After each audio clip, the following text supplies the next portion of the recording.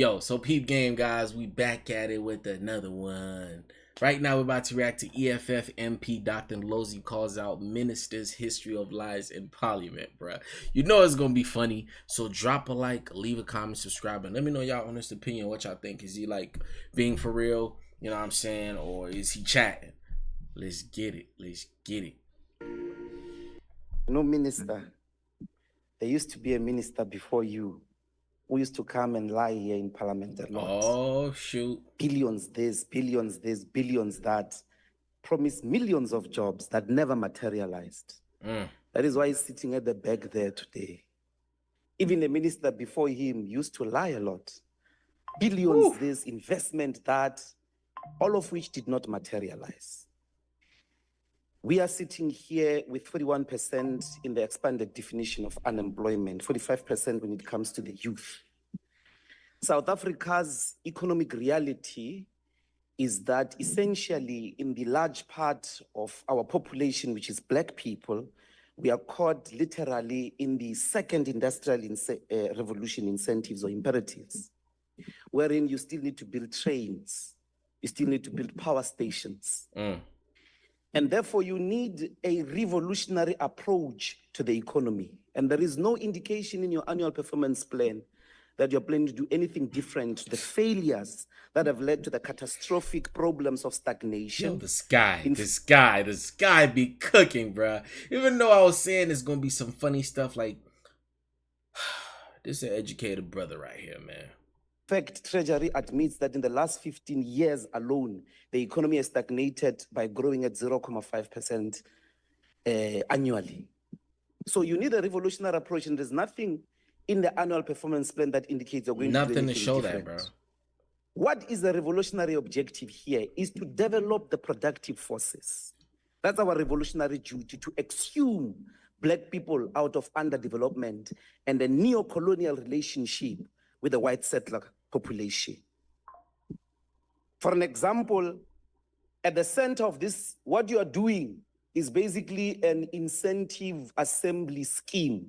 You invite big multi-corporations to come and assemble parts here. There is no downstream impact. There is no jobs that come out of those multinationals. They just come here in the form of Mercedes-Benz and Toyota to assemble parts. Majority of those plants are mechanized, by the way. There are no people. They are digitized, most of them. And you give them serious incentives as well as tax cuts. So basically, you're sustaining multinationals to come here and operate for free. At the center of our economic policy should be... That's always been an African thing, bro. I don't know if it's just being too nice. A lot of African politicians, bro, make those decisions where they make certain deals, and it's like they're getting nothing for what they're giving, bro. And I don't get it. Import substitution.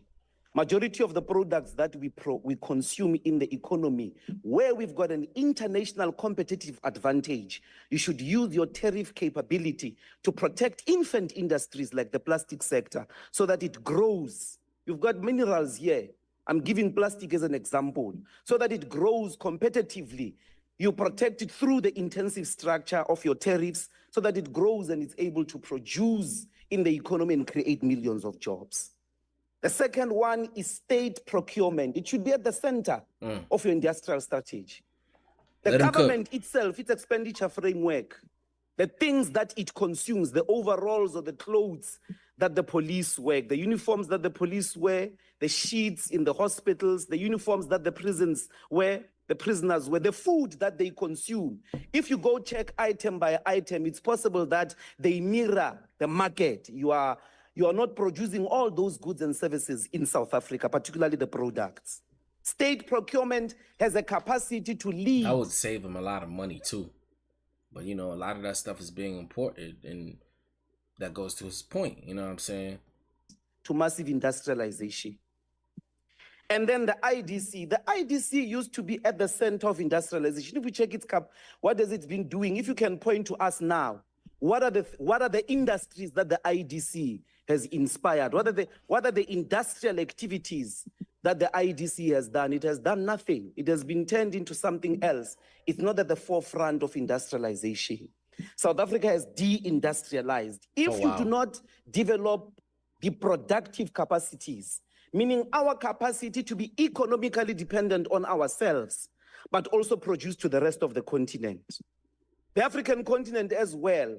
By the way, if you're looking for markets, you cannot go to China. Possibly they've already been saturated. India as well as the West. Oh yeah, for the sure. The virgin market is the African continent. Over 1 billion people are there. There must be an industrial strategy that deliberately wants to go and develop the continent. You must develop Namibia. Even though like Africa has been, you know, colonialized, and you know, back in the day the British came, the French came, the Dutch, with all the different parts, it's still so big and rich of minerals, bro, and just resources that I don't get why we like our countries back there in such positions. Not all countries, but I feel like all countries in Africa in general should be in like a better position than it's in, if you know what I mean, like globally in terms of competition.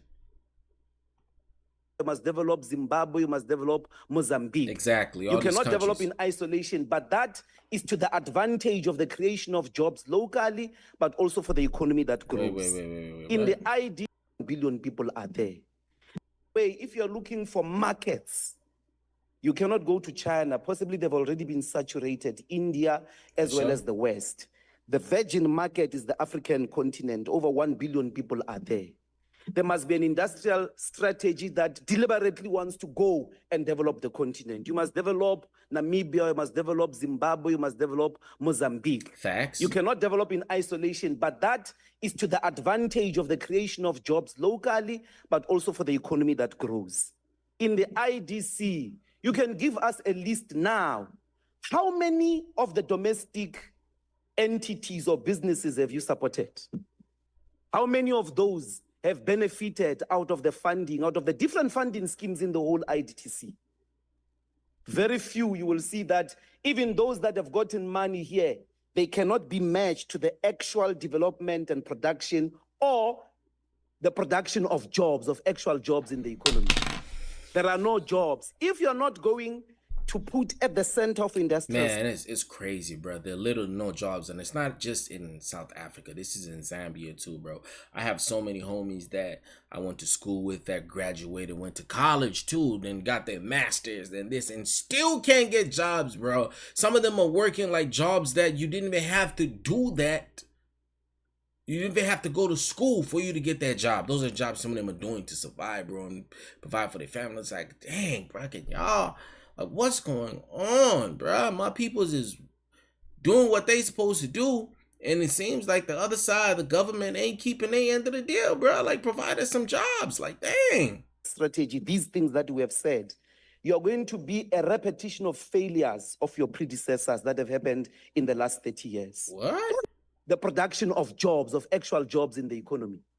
There are no jobs. If you're not going to put at the center of industrial strategy these things that we have said, you're going to be a repetition of failures of your predecessors that have happened in the last 30 years. That's facts, though. Don't come here and make poems of Nelson Mandela. Nelson Mandela played its part. You need an economic strategy that is convincing, that is going to create jobs and lead to economic freedom in our lifetime. If you do not have, then we're going to be at loggerheads for the rest of this term office. We can't support your budget. We can't support your APP because it is advocating business as usual.